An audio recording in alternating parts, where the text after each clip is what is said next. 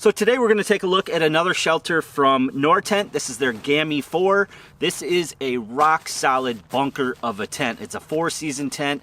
I've had this for a few months now, and you can set it up in pretty much any conditions. I've had it in rain, I've had it in freezing rain, heavy wind. I even put a heavy snow load on it, something you couldn't do with their teepee that we previously reviewed, the TP6, another great shelter from NorTent. I believe the TP6 has a little bit more room. It's a little lighter weight and it packs down a little bit more. However, the Gamme 4 packs down fairly small for what it is, a 4-person all-season, all-weather tent, and it packs into sort of this duffel style bag here, which is really nice. You don't have to cram the components of it into one end. There's lots of extra room here to add extra components. So I have the tent poles, I have the stakes. It does weigh in right around 12 pounds, so perfect for car camping, perfect as maybe a bug out shelter, again, a base camp shelter, something that is really rock solid and is going to withstand the elements. And then again, you can separate the components and share the load between multiple people. So the Gamme 4 sets up just like any other freestanding tent, a lot easier than a teepee, for example, that you have to have the distances correct and you can't move it once it's set up without tearing the whole thing down. A freestanding tent, if you wanted to move it a couple feet left or right, or even move it, a few yards away, you can do that with a freestanding tent. And what's nice is the poles are on the outside so that you can set it up in bad weather without getting the inside of the shelter wet if it's raining. The Gamme 4 is set up as a hot tent, so it does have a stove jack in it, so you can use your preference of stoves with this tent. So what's nice about a freestanding tent is that it can be moved several feet or several yards. Once it's set up, it stands on its own. I don't even have any stakes in the ground. So you have 3 black poles and 2 red poles, and everything is color coded. So first you slip your black poles through the sleeves here at the top. There's 3 different sleeves. You simply just slide those in, and then you attach those to these cups at the ground. So you have black cups, such as this one right here, that the poles just slide into. Once you have the black poles inserted and the tent is standing on its own, then you attach the red poles. They wrap around the outside, giving it more stability, and those go into these orange cups. Then you just go around the tent and you attach all these clips. You have these heavy-duty clips here. Then where the red and black poles cross at the top, you have these carabiner clips here that attach those 2 to the main body of the tent. And at 2 of the points where you have 3 poles crossing, they have this Velcro here that you just wrap around, again, solidly securing it to the body of the tent. The bottom of the tent does have skirts, so you can pile snow on those or rocks to help keep the heat in and the weather out. There's 8 additional guy lines connected to the tent, which you can secure up with these cord locks. Again, they use heavy-duty hardware and heavy-duty reflective cord. At each of the stakeout points, you have heavy-duty nylon webbing, which you can stake out, and then you can adjust using the tensioners here. Again, everything on this tent is super well built, overbuilt indeed, to help withstand whatever you're going to put it through. The Gamme 4 has 40D ripstop sil nylon, so no cheap fabric there. Really heavy-duty. It's been silicone coated, so it's going to shed that water. They could have saved some weight by going with a lighter material. They also could have saved some weight by going with thinner poles, but they didn't want to compromise the quality and they didn't want to compromise the integrity. At the entrances, you have storm flaps here, which protect your zippers, so no weather is going to get in there. And you do have a exterior door, which zips all the way open and of course can be tied back. But then you also have a mosquito net here, so this can be set up in all months of the year. You can see it is a floorless shelter, so if you don't put the inner in there, you're not going to have a floor, which is preferred in the winter time. So if it's hot outside and you're camping in warmer weather, you can open these doors all the way up and provide a lot of ventilation. There is also 6 exterior flaps, so if you're camping in the winter time and you have a wood stove going, you do want to make sure that you have airflow flowing into the tent to help minimize that condensation in the cooler months. So you have these flaps that open up, and then there are these little stays here that keep that open. So around the tent there is 6 of those. 2 flaps on the bottom and 4 flaps up at the dome, so you can again just unvelcro these and they have a stay that will keep that open. And then there is also the installed stove jack, so it does have a cover on it, so if you're not going to use the stove, then you simply just tie that back and you can position your stove right through the jack there. All the zips have reflective cord on them, and they are high quality YKK. So again, very high quality.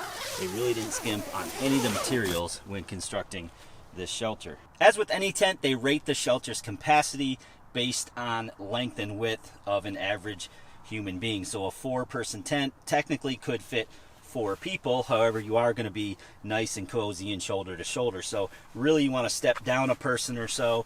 So really, ideally, you could fit maybe 3 people in gear in here. And if you had a stove, you could maybe get 3 in here, but probably more like 2 with gear and a stove. The interior also has a skirt, just like the outside. Again, going to help you trap the heat inside and keep the weather out. All the doors and screens can be tied back in an open manner. They do have nice toggles there to be able to do so. Up top here, you can see your 4 vents, and then you have your stove jack. And one thing that I really like about this is that the stove jack is not right next to the center of the shelter as it is in a teepee, meaning the stove's going to be directly, in the center with the pole. Of course, with this, you have no center pole, which is ideal. And then the stove is offset to the side a little bit. So when you have the stove, you can face it so that it's over in the corner, not so much in the center, and that allows you to have more room for people in gear. So around the entire perimeter of the tent, you do have clips. You have them up the sides as well, and that's what you're going to attach your inner tent to. Now when the inner tent is installed, it's sort of a V shape. So you have the notch cut out to be able to have the wood stove, and it covers maybe 3/4 of the shelter. The interior is quite roomy. You have a 10-foot diameter here, and then it is roughly 5¼ feet tall, so I can't quite stand up, but you definitely have enough headroom to be able to sit up. You could put cots in here, and you could certainly sit up on those without bumping your head. Now, although the NorTent TP6 that I reviewed is bigger and has more floor space, this just seems bigger because you have the sloped walls instead of the angled walls, and so you have a lot more height around the perimeter than you do in a teepee. As far as configuration goes, in the wintertime, you're going to want to tamp down all that snow. You get a lot of moisture from the ground in the wintertime, so you want to pat down that snow to minimize that moisture. That will minimize the condensation. You do want to open the flaps even in the wintertime. Again, that's going to minimize condensation from the people that you have in there.